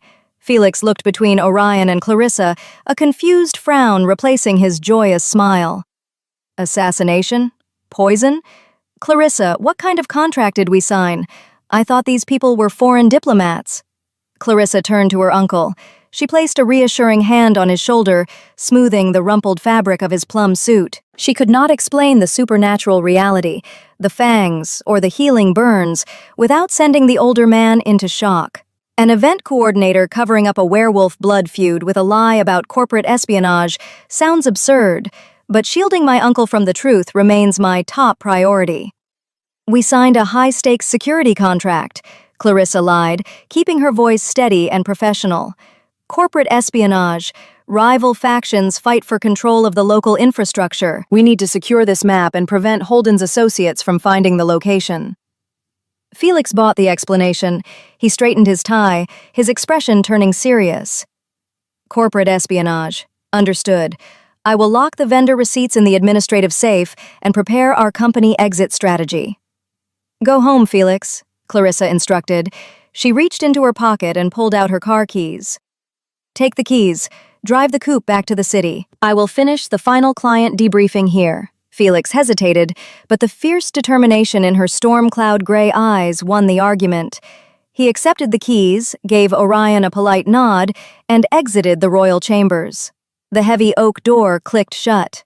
Clarissa turned back to the Alpha King. She crossed her arms over the oversized white dress shirt. Holden sits in a cell, but his loyalists might possess a copy of that map. We need to reach Viridia first. Orion winced, a spasm of pain radiating from his bandaged left side. He leaned his weight against the table. I will dispatch Gideon and an enforcer unit to scout the path. You will stay here in the Citadel. Clarissa narrowed her eyes, her stubborn streak igniting. I do not stay behind. I staged the silver tray. I struck the traitor. I am part of this. Chapter 27. Orion shook his head, the stubborn set of his jaw mirroring Clarissa's own defiance. He pushed off the mahogany table, favoring his uninjured right side. The dark sweater stretched across his muscular frame, hiding the painful, charred skin of his silver burn. Viridia is an unsecured ruin, Orion argued, his rough voice echoing in the large room. The structural integrity remains unknown. Rogue elements might guard the mountain entrance. I refuse to march you into a combat zone. Clarissa did not back down. She marched right up to him, tilting her head back to meet his amber eyes. You carry a fresh silver burn across your ribs. You require a clear mind to lead your enforcers. You do not have the patience to solve ancient mechanical locks or map out safe structural paths in the dark. I do. Before Orion could issue a royal command, the oak door swung open. Gideon stepped into the room. The beta looked unbothered by the interruption. He carried a familiar object tucked under his arm and a large metal disc in his hand. "The Grand Hall is secure," Gideon reported. He walked forward and extended his hands. "I retrieved your clipboard from the catering cart, and this from the floor, Luna." Clarissa took the heavy-duty aluminum clipboard. Gideon handed her the dented, solid silver serving tray next. The thick metal bore a deep, curved indentation from its impact with Holden's face. Clarissa set the ruined tray on the table, planning to frame it for her office wall later. The king commands the muscle and the guards, but an expedition lacking a dedicated coordinator always ends in a logistical disaster. Clarissa popped the latch on her clipboard. She pulled her custom steel-plated pen from her pocket and flipped to a fresh sheet on her legal pad. She ignored Orion's protests and began writing a numbered list. "We depart in 1 hour," Clarissa announced to the room. "Gideon, I need 3 high-powered flashlights, a secondary medical kit containing more burn salve, and 2 days of preserved rations. Pack them into the transport vehicle." Gideon looked at Orion, seeking confirmation. The Alpha King stared at the petite human woman commandeering his military expedition. A spark of profound respect and amusement flashed in his amber eyes. He realized fighting her determination yielded 0 results. "Do as she asks," Orion instructed, a rough sigh escaping his chest. "Prepare the armored SUV. Assemble 2 enforcers for the perimeter guard. We strike for the northern mountains." Gideon bowed his head. "Yes, sire." The beta pivoted on his heel and exited to gather the supplies. Clarissa clicked her pen, checking off the first item on her list. Coda the husky jumped off the 4-poster bed and trotted to her side. The dog nudged her clipboard with his wet nose, volunteering for the journey. "You stay here, Coda," Orion ordered, pointing a rigid finger at the rug. The husky let out a dramatic huff, turned his back on the king, and sat directly on Clarissa's shoes. He refused to break contact, staring up at her with bright, ice-blue eyes. "The dog comes with us," Clarissa decided, scratching the thick gray fur behind Coda's ears. She looked up at Orion, her storm cloud gray eyes shining with fierce anticipation. "Get your boots on, Orion. We have a lost city to find." Orion let out a quiet chuckle. He surrendered to the sheer force of nature standing in his bedroom. He grabbed his heavy leather boots from the closet, bracing his bandaged side as he prepared to step out of the shadows and hunt for his ancestors' secrets. Chapter 28. The midday sun glared against the tinted windows of the sleek, midnight blue armored SUV. The heavy vehicle idled in the main courtyard of Aurelia Crest. Clarissa stood near the rear bumper, wearing her tailored trousers and the black blazer she retrieved from the royal chambers. She held her aluminum clipboard tight against her chest, watching the loading process. Gideon finished stowing the supplies into the cargo trunk. He stacked the medical kits, flashlights, and ration crates with strict military precision. Coda the husky leaped into the back, claiming a comfortable spot on top of a canvas duffel bag. The dog rested his chin on his paws, his ice-blue eyes watching the courtyard activity. Orion walked out of the citadel. He moved with a stiff, calculated gait, guarding the painful silver burn on his left side. The dark sweater concealed the bandages, but Clarissa spotted the slight tension in his broad shoulders. "We are ready," Gideon reported, slamming the heavy trunk shut. The metallic thud echoed off the surrounding stone walls. Orion nodded. He opened the rear passenger door for Clarissa. She slid into the luxurious leather seat. Orion climbed in beside her, filling the space with his towering presence. Gideon took the wheel, and the 2 assigned enforcers occupied a separate pursuit vehicle behind them. The SUV rolled out of the courtyard, leaving the modern glass and ancient stone of Aurelia Crest behind. They navigated the winding paved roads, heading toward the rugged northern mountain range. The terrain shifted from manicured lawns to dense, wild forests. Towering pine trees blocked the sunlight, casting long, dark shadows over the dirt path. Clarissa clicked her custom steel-plated pen against the clipboard. The rhythmic sound grounded her racing thoughts. She reviewed the hand-drawn map pulled from the cracked leather journal. The ink lines guided them deep into unmarked territory. Orion reached across the center console. His large, calloused hand covered hers, stilling the tapping pen. He intertwined his thick fingers with hers, pressing their palms together. The scorching heat of his skin provided a steady, comforting anchor. He did not speak, but the physical contact solidified the mate bond between them, offering a quiet promise of protection. My career transformed from negotiating linen rentals to hunting ancient armories, and I refused to trade a single second of this chaos for a quiet office. The SUV slowed to a halt. Gideon cut the engine. "We reached the coordinates, sire. The road ends here." Clarissa looked out the window. A sheer, impassable wall of solid gray rock towered above the vehicle. No path existed. No visible entrance broke the surface of the mountain. Orion released her hand. He pushed the heavy door open and stepped onto the dirt. Clarissa followed him, her sensible shoes crunching on the gravel. The Alpha King walked right up to the stone cliff face. He examined the uneven rock, his amber eyes searching for a specific marker hidden in the shadows. Finding a small, circular depression concealed behind a veil of thick, hanging moss, he raised his right hand. He pressed his royal gold signet ring into the carved stone slot. The metal aligned with a hidden mechanism. A deep, grinding rumble shook the earth beneath their feet. The solid rock face fractured down the middle, groaning as ancient gears turned for the first time in centuries. The heavy stone doors slid apart, revealing a dark, cavernous tunnel plunging straight into the heart of the mountain. The entrance to Viridia waited in the shadows, ready to reveal the secrets of the Alpha bloodline. The end. Quick favor, don't go anywhere yet. If you thought Clarissa was brave for bashing a werewolf assassin in the face with a silver catering tray, wait until you meet the heroine in this next story on your screen. You have to hear this disaster unfold. Click the video on your screen right now. It is absolutely unhinged.